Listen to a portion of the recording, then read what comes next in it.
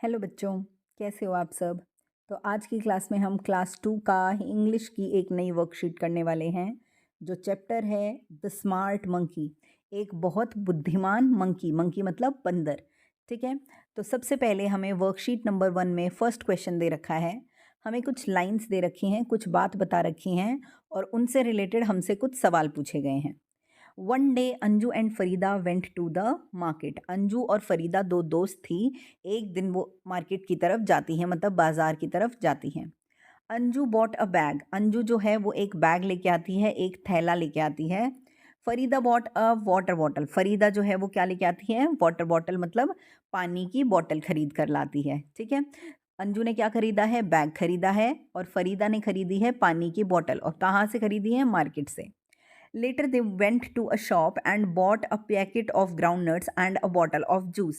और फिर थोड़ा और वो घूमती फिरती हैं कि हमें और भी कुछ पसंद आए, तो फिर वो एक और दुकान पर जाती हैं और वहाँ से वो एक पैकेट ग्राउंड नट्स लेती हैं, मतलब एक पैकेट लेती हैं मूंगफली का, और एक जूस की बॉटल लेती हैं।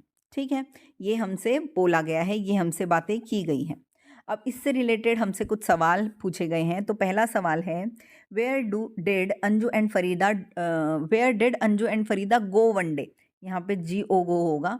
ठीक है, तो एक दिन अंजू और फरीदा कहाँ गई थी, मार्केट गई थी। कहाँ गई थी, मार्केट। कहाँ पर गई थी, मार्केट। ठीक है, उसके बाद हमारे पास है अंजू बॉट अ। अंजू क्या लेके आई थी, बैग।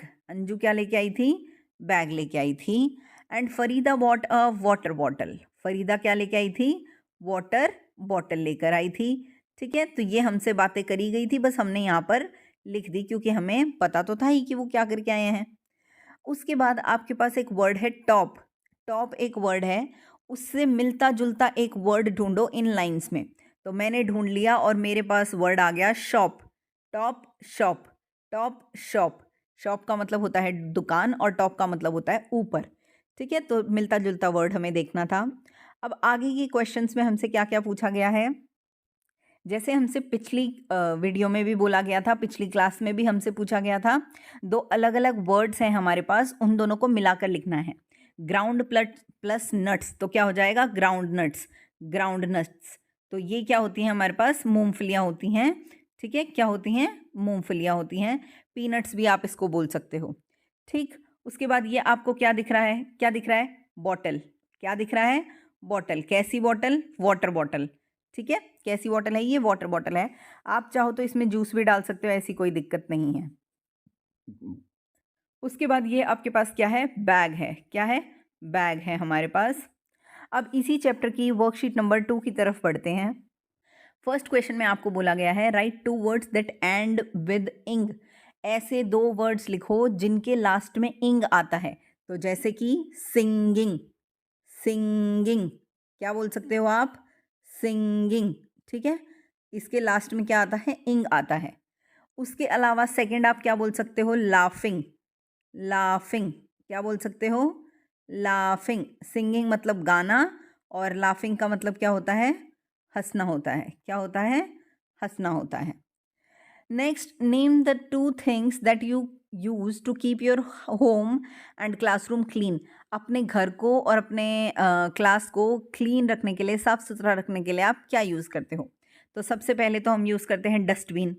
आपकी क्लास में या आपके घर में डस्टबिन ज़रूर होना चाहिए, क्योंकि अगर डस्टबिन होगा तो आप सारा का सारा कूड़ा उसमें डाल दोगे। ठीक है, डस्टबिन आप रखोगे।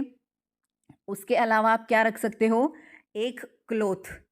एक क्लोथ आप रख सकते हो। क्लोथ का मतलब होता है एक कपड़ा। ठीक है, तो आप कपड़ा रख सकते हो। जैसे अगर कोई छोटी मोटी चीज़ आपसे गिर गई है, थोड़ा डस्ट हो गया है, थोड़ा पानी वानी गिर गया है, तो आप फटाफट से उस क्लोथ से उस चीज़ को साफ कर सकते हो।